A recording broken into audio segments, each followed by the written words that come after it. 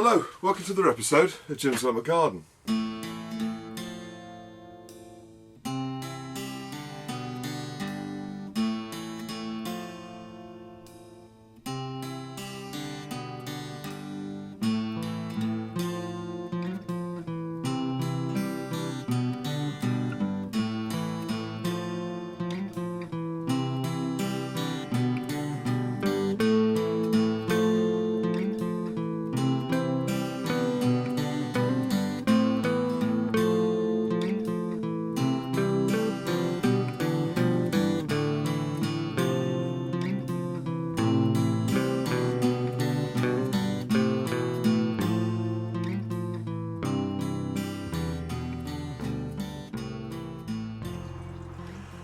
Okay, so I'm just about to put the peas in. Now I put these to soak yesterday, so they've had just over 24 hours to soak. Now when I put them in, they were only kind of to there, so they've almost, well, most certainly more than doubled in volume. And the peas should be quite plump and like that. Obviously when you get them out the packet, they're quite sort of dried and shriveled up, so they should, you know, sort of expand, you know, to sort of that kind of volume. Now what I want to do is make, even though it's raining, what I'm going to do is make a trough in the ground, and then I'm going to put the peas in, and then put them back over before the rain starts again. So I'm just going to go and make the trough in the ground to put the peas in, and I'll show you what it looks like when it's finished. Okay, so that's the peas in the ground, and as you can see, I've put quite a few down, so that you know, assuming that I'm not going to get brilliant germination. But as the weather's quite wet. One thing I will be doing is, as soon as these little sprouts start to shoot out of the ground, I'll most certainly be putting some slug pellets down, because, you know, most certainly with the conditions that we've got at the moment, we're going to get a reasonable amount of slugs in the ground, and they'll most certainly go for the young pea shoots. So all I need to do now is, with the rake, I'm just going to push back this mound of soil that you see here. I'm just going to push that back over the seeds, so that what I'll end up with is something like an inch or so of soil on top of the peas. I'll do that all the way along, just pushing the soil back over, and then as the peas start to grow, what I'll need to do is put some stakes in, probably one at the end, one in the middle, and then one sort of quarter way, and then I'll put some strings between to support the peas sort of growing up. I'll also put some pea sticks in as well, so they've got something to climb up, and then I'll show you what they look like in a few weeks' time when they've started to come up.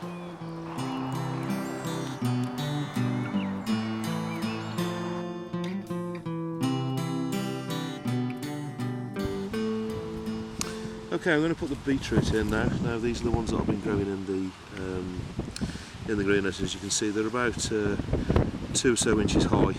So what I'm going to do is plant these out into the garden. Now what I'm going to do is, by, you can see this, but just by basically pulling them out of the trays, trying not to damage the roots too much, which is easier said than done.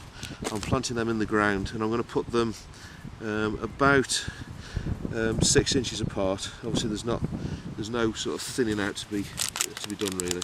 So and as soon as I've done this, what I'm going to do is put another batch in for some later ones, otherwise they're all going to be coming in at the same time. So I'm going to bob them in. I've dug some holes up like that. Now if there's 2 in there, what I'm doing is just putting them in as they are, and I'm going to give these a good watering in afterwards. Now I watered them last night to try and keep the earth together as best I could, but as you can see, they're sort of falling apart a little bit. I think we got a little bit dry in the morning, but I'm just going to plant them along like that, and then where there's 2, I'm leaving them together, and then I'll just basically pull out the weaker one of the 2 in a few weeks' time when they've got themselves established.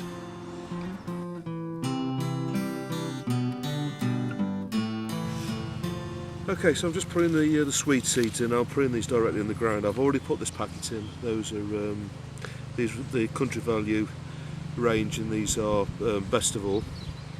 So I put them in. Good seeds, and they're a good price. However, you don't get many in a packet for those, to be honest with you. But I've done half a row of those, and I'm going to do another half a row of these. These are the Brora, is it pronounced? I don't know. These are from the Thompson & Morgan. I've had these before. These are really good seeds, and you get quite a few. I don't know how many seeds you get. 750 seeds. There's enough seeds in here to last you quite a while. So just go out the package. Now all you need to do with Swedes, it's quite easy really. In exactly the same way as I've shown you to do other things really. I've dug the ground now. This ground's a little bit wet, to be honest with you. It's been freshly dug over today, but because I'm in the tunnel, I've not been able to rotivate it. So as you can see, it's a little bit lumpy, to be honest with you, which is not ideal. What I would do ideally is wait a couple of days till this has dried out a bit more, and then what I'll be able to do is break it up a lot easier. But all I'm doing is just with my hand go down like that and make a drill down about sort of 1.5 inches sort of deep, and then the seeds are obviously Swedes are brassicas, so they're going to be like all the other brassicas. They're going to be little black or brown sort of balls. So I'll just show you. So they look just like that, like all the others do, basically, like all your cabbages and your calabrese and cauliflower and all that. Like, they're all pretty much the same, and kale. So I'm not putting too many in. I'm putting sort of one seed every few inches. Well, a couple of seeds every inch or so, basically. I mean, what you will do is you'll let all these grow, and then what the best way to do is just to put plenty of seed in, because the germination rate on this is probably going to be, well, dependent on the weather. But I would say the germination rate on these is going to be probably about 50%. So, you know, they always say with seeds like this, you put 3 in for every 1 plant that you need. I can't remember the saying now. 1 for the bird, 1 for the something or other, I don't know. Anyway, so put plenty of seed in. You've got 750 of them, so nobody can eat 750 Swedes. So all I've done is just crumbled up the soil on the top. Carry on doing that all the way down the row. Give them a quick water, but to be honest with you, with the weather we've got at the minute, I think it's going to rain anyway tomorrow, so, but I will give these a little bit of water, and then these will be coming up in the next couple of weeks.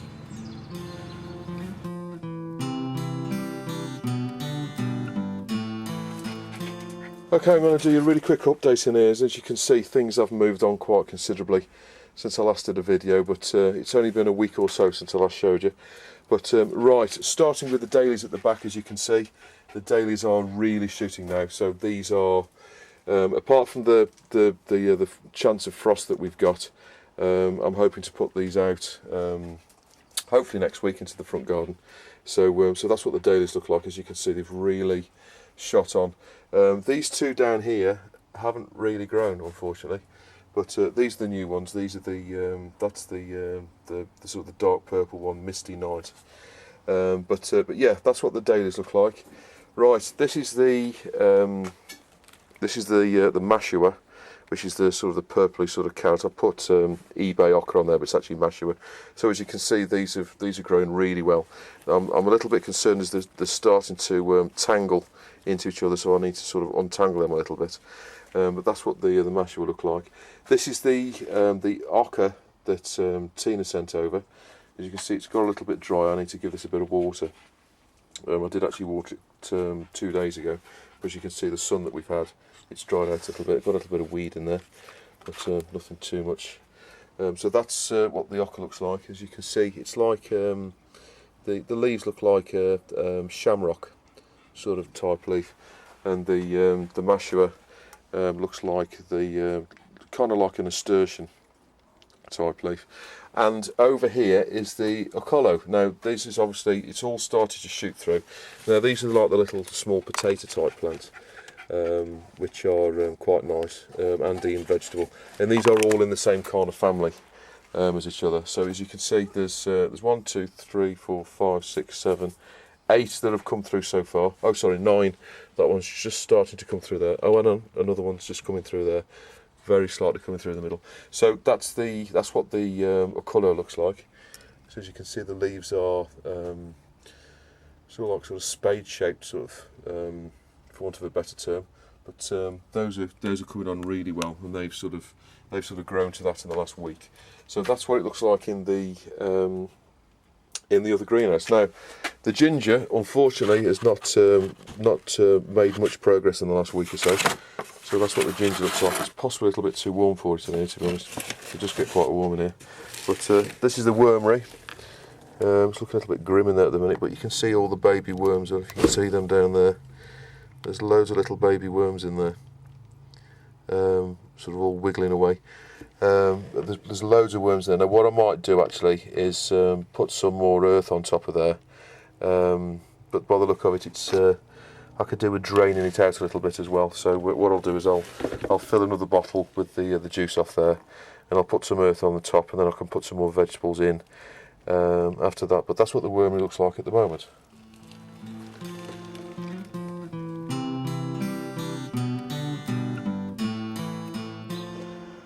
Okay, so it's time to put out the kale now. This is the kale, Scottish kale, and potage kale, which is these here. Now they do need to be planted slightly differently, as in distance apart and stuff like that. But they're all pretty much ready to go out into the open ground.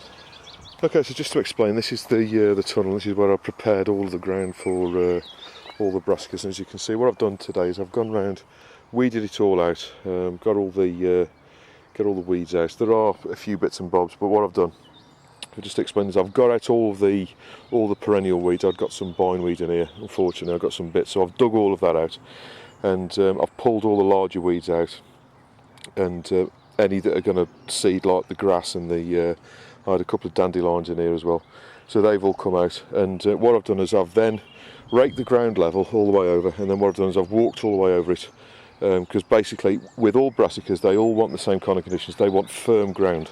So what you need to do is walk on the, if you've dug the ground, walk all over it and firm the ground down. You don't want it absolutely rock hard, obviously, but you want it reasonably firm, and then rake it over again. And then what you'll end up with is something that looks not dissimilar from this, where you've got all the ground is sort of nice and level, and the ground's reasonably firm, and then you can start to put in the brassicas.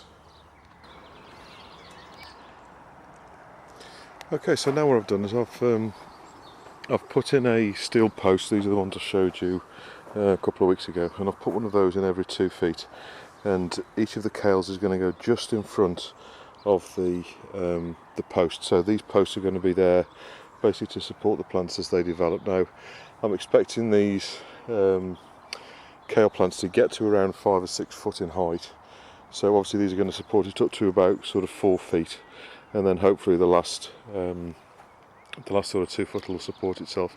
However, the important thing is that it doesn't rock in the ground, because that's when you get problems with the roots. So basically you need to be supporting the bottom of the plant. As long as I've got it supported up to 4 foot, the last 2 foot will most certainly support itself. So all I need to do now is take the line out before I put the plants in, and then I'll plant a plant in front of each of these posts, and that will support the plant obviously as it grows. Okay, so as I've explained, this ground has already been dug over, trod down, so it's nice and nice and firm. But what you want to do is to loosen up the part where the plant's going to go, and I'm going to be planting the plant around about 2 or 3 inches away from the post. And what I want to be doing is planting the plant slightly deeper than it is in the actual pot itself. So I'm just digging the hole. Now these plants have been watered, so they will come out the pot quite easily. As you can see, that's more than ready to come out. That's the roots in there. Yes, it is, Dorothy. So I'm just going to bob that in the bottom there, and they're going in around an inch or so deeper than they were in the pot, and that's just to give it a bit of extra support as it's growing.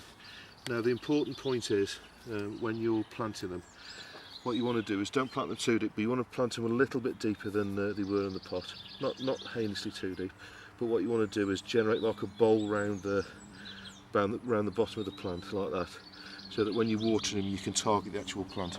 Now the other thing I just want to quickly say is, if you're ever going to put a support into for a plant, always put the support in first, if you possibly can do. The reason for that is obviously these steel posts will go through any roots or anything like that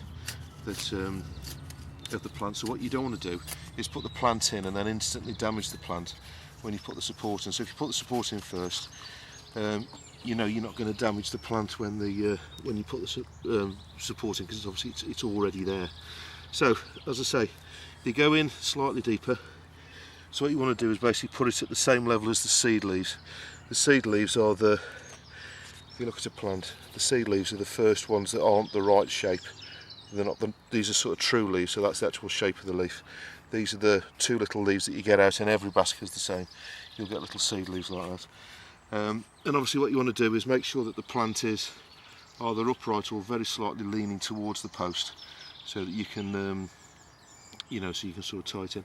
And what you end up doing is making like a small bowl shape around the bottom of the plant, so as you water it, the water will pull around the bottom of the plant and feed the plant, as opposed to going everywhere and watering the weeds rather than the actual plant itself.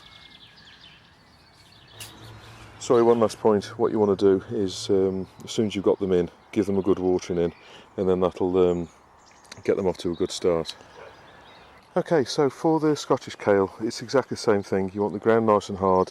Dig the hole in exactly the same way as I showed you. Put it in just below, so you're covering up to about the seed leaves, and then I've basically given those enough room to grow, and obviously the ones at the back. Now, what I've done in between is I've just put in a short row of lettuce. So those are the first 9 lettuce. Now, what I'm going to be doing now is in exactly the same pot as they came out of, I'm going to sow the next lot. So by the time we've eaten all of these, there'll be the next lot to go in. But the curly kale, which is only short, it only grows around sort of 18 inches high.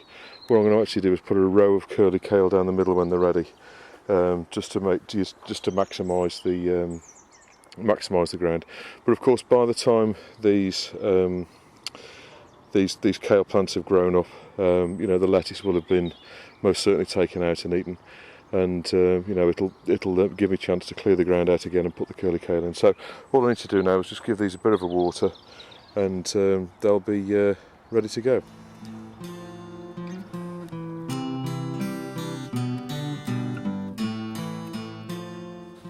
Okay, so now it's time to prick out the Nicandra. Now, I don't know if you can see these, but they're about sort of 4 or so inches high, so if anything, I'm a bit late pricking these out, to be honest with you. But as I say, I've put loads of seeds in, but these have got reasonably well sort of pot bound in there, so I need to be a little bit careful. What I should have done really was sort of prick these out when they were a bit smaller. Really, something like that is an ideal size, but they'll most certainly prick out. Now, what I'm going to do is, as you can see, I've got probably about 50 plants in there really, and I've got 2 of these to prick out, so I'm going to have quite a few of these. Now, what I'm going to do is pull them out like that, and I'm just going to put them into these modules really. Now, you know, these modules aren't vastly bigger than perhaps the area that they've got already in the pots, but they're not going to be in here very long. They're only going to be in here for about 4 weeks or so. So what I'm going to do is, you know, as I say, I've got plenty of plants. So I'm basically going to just take the best ones. So just by putting my fingers in like that, I'm just going to pull out the smaller ones. Now, there's no reason why, you know, you couldn't you know, sort of pot on the smaller ones as well, but because I've got so many of these, you know, I don't really need this sort of many plants. Now, they're going to stay in these sort of modules now for as I say, just a few weeks, and then as soon as the risk of frost is gone, what I'm going to be doing is basically putting these out in the open ground, and then let them sort of grow on in there. Now, always remember, when you're separating plants, you know, the rule of thumb is always handle a plant by its leaves and its roots, because they will always grow back. Whereas if you damage the stem, you know, the plant won't sort of grow back. Having said that, some plants are very difficult to get hold of the leaves and the roots and that, and this is probably one of them. Now, these are reasonably woody, so this is one plant that you can sort of get away with as well. So as you can see, that's basically the sort of the seedling, that sort of size I'm getting out. Now, these roots will soon populate all of this cell, and then by the time I put them out, no doubt they'll be best part pot bound as well. So I'm just sort of pulling out the best ones of the lot, and then I'm actually burying them slightly deeper than they were previously. The reason for that is just to give them that little bit more stability in the trays. Now, obviously, what I'm doing is pulling the smaller ones away from the bigger ones, and by pulling all the excessive roots away like that from the actual plant, what you actually do is stimulate it into making some more roots, so it'll start to focus on making a lot more roots now.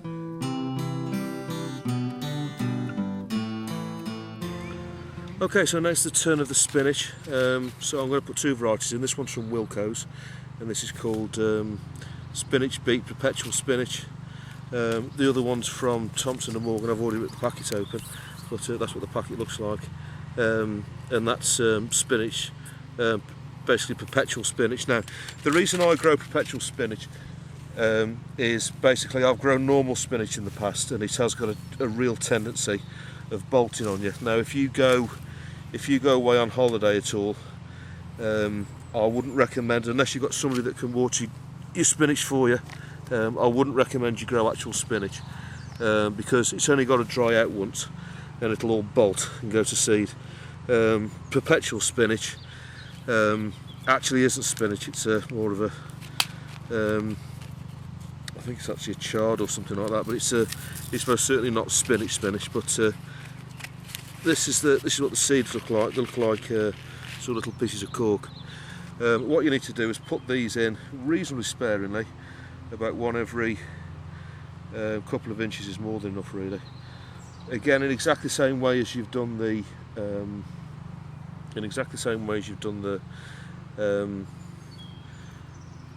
Swedes, as I've just shown you. You know, you haven't got to be overly fussy with this, but you need one every couple of inches or so along the row. And the only difference is with the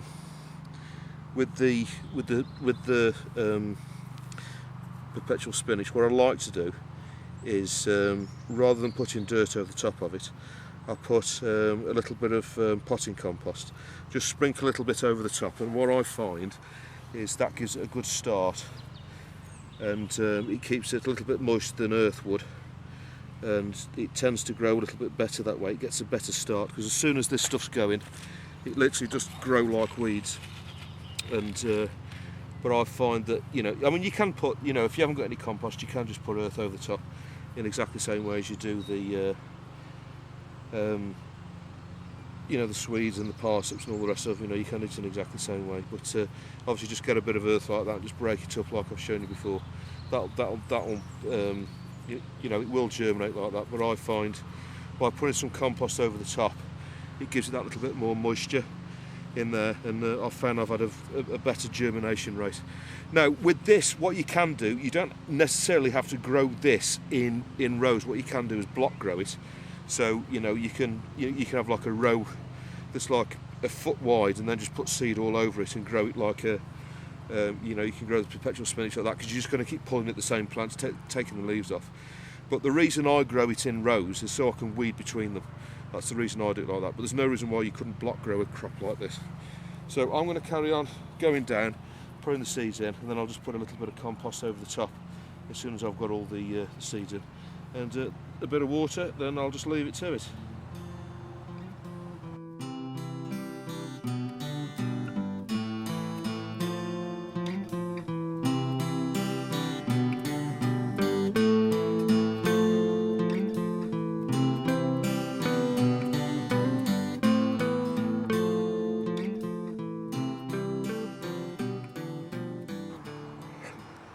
Quick rhubarb update. It speaks for itself really, but as you can see, it's now it's going to be about 4 foot high now, the rhubarb. So this is all within the space of a couple of weeks. And as you can see, you can see how big the leaves are. If I go down here, you can see that the stalks are, you know, a good sort of 3 centimetres or 1.25 inches across.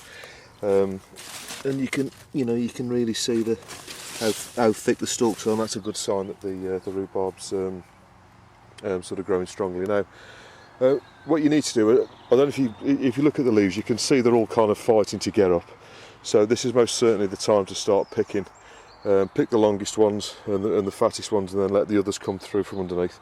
But you can most certainly start to pick it from now.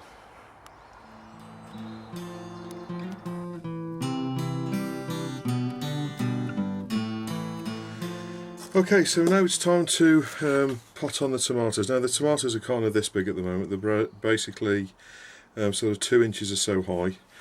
2 or 3 inches high, and they're basically now ready to be potted on. Now, unlike other plants, what I'm going to be using to pot these up is Jack Magic by Westlands. Now, this is an all-purpose traditional blend compost, and it's a lot more, I'll just show you a bit, it's a lot more heavy, you know, you can feel the weight in it, and it's a lot more sort of loamy. You know, it's got a lot of earth in it, but it's also got a lot of compost, and there's a lot of feed in there as well. So the reason I use this for tomatoes, I don't always use it for tomatoes, but I find that that tomato plants are really greedy plants. They're very hungry, and they also don't particularly anchor themselves down particularly well. For the size of plants, they don't have that much root, and I find with the heavier soil, with that much more food in there, you know, it'll feed them up and it'll make them grow all the better. So I always try and use this type of compost for tomatoes. Now, unlike other plants, tomatoes, you most certainly don't touch the stalk at all. You basically want to do is get your finger underneath, very much like you do the brassicas, and you want to pull out the plant sort of like that. So I've got as much root as I possibly can do, because as I say, you know, there's not that much root anyway. Now, I've got about sort of 2 inches or so in there. Don't be tempted to put your tomatoes in too big a pot.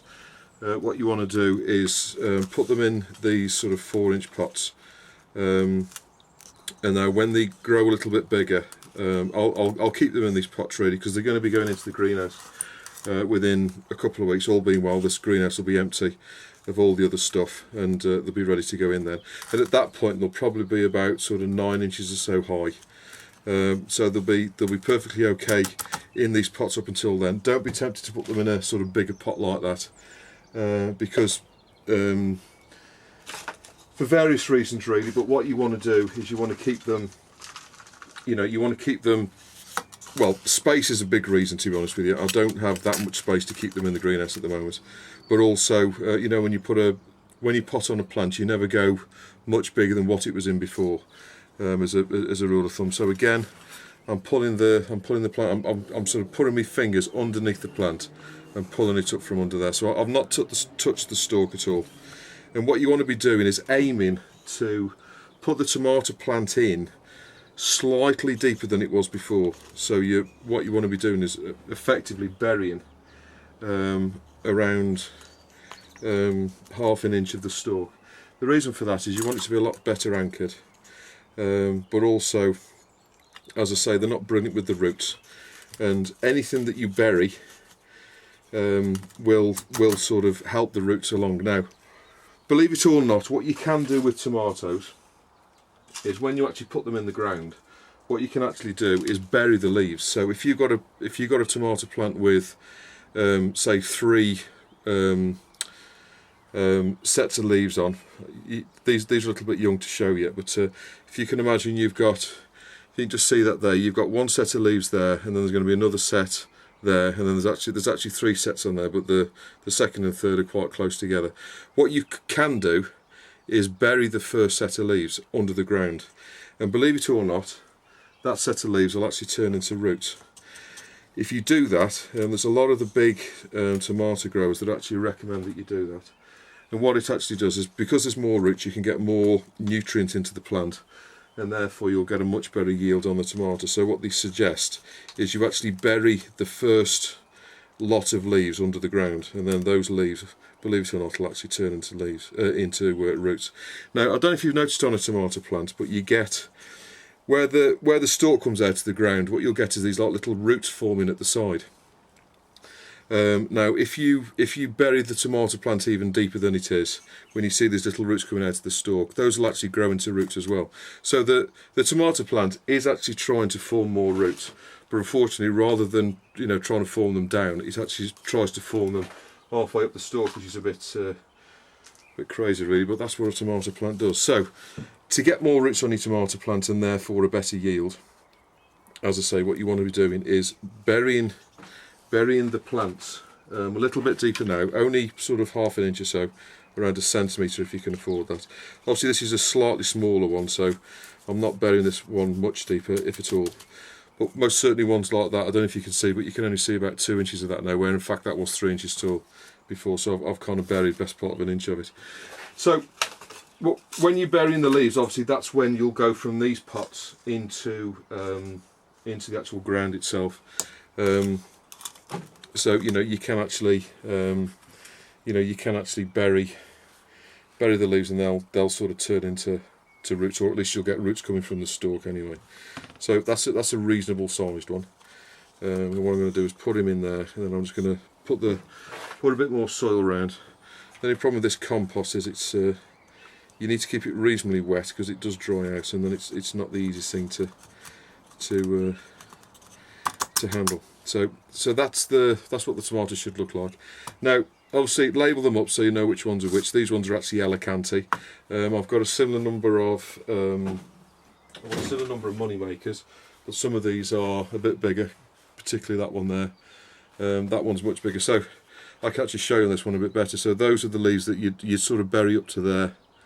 Then all of that bit there would be underground, and then you'd get all these little roots forming from the side, and you'd get a much more stable plant, and a lot more roots from it, so it would be able to support itself that much better. So, as I say, when you put your tomato plants in, try and bury them slightly deeper than they were in the original pot, and you should get a better yield.